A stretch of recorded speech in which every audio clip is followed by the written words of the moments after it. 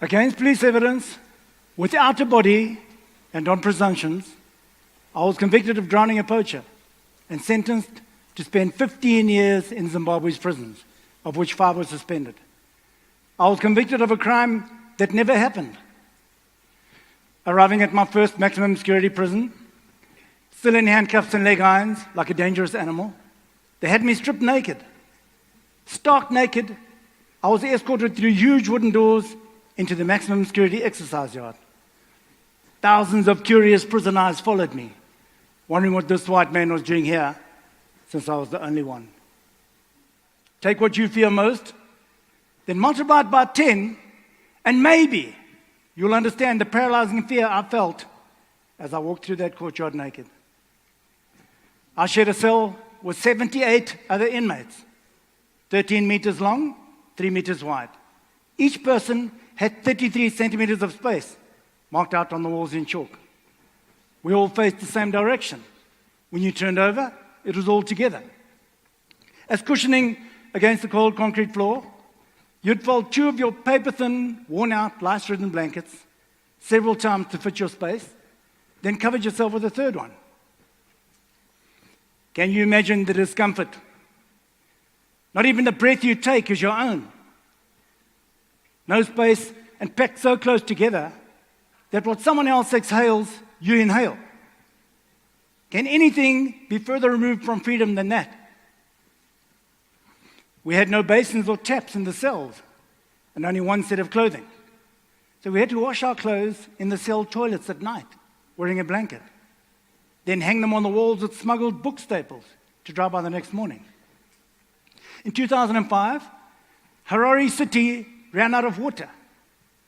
For 3 years, while in Chikurubi Maximum Security Prison, each prisoner was allocated only 1 plastic cup of water a day. That was to drink, clean your teeth, wash your face, bath, everything, for 3 years. But all that being said, I believe that beyond every severity lies an opportunity. And that experience gave me the opportunity to get to know hidden attributes about myself and time to consider some really important things in life. My life in chains taught me many lessons, and that's what I'd like to share with you now.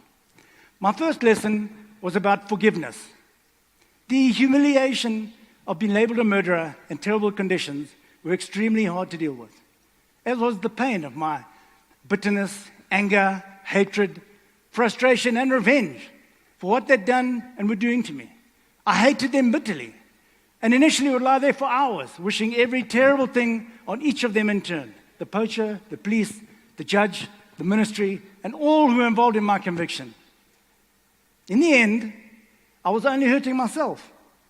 I was carrying all that in my head and beating myself up for nothing. The single biggest lesson I learned in prison was true forgiveness.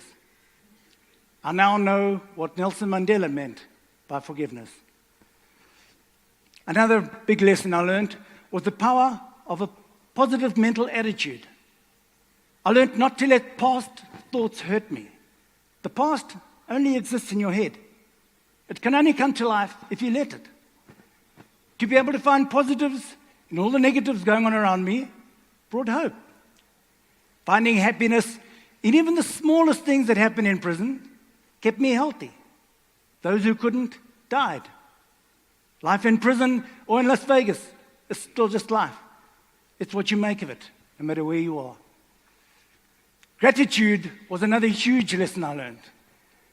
When there's no food, no water, and people are dying all around you, you become grateful for the fact that you're still breathing. And another day is a blessing. When you're lying in a cell with 78 other people, and your breath is not even your own, gratitude suddenly has a different meaning altogether. There were times in there when I just felt this was the end. I didn't have the mental strength left to overcome more of those never-ending challenges. But from the bowels of despair comes this realization that just as my mind had helped drag me through those depths that far, so could it pull me out of them. Each and every one of us, when we dig deep enough, can find this inner strength to get through life's toughest times and deepest holes. Every one of you here today is faced with challenges, day in and day out. Who you are and the depth of your determination is what's going to elevate you to become someone that people will look up to and forever remember. Thank you.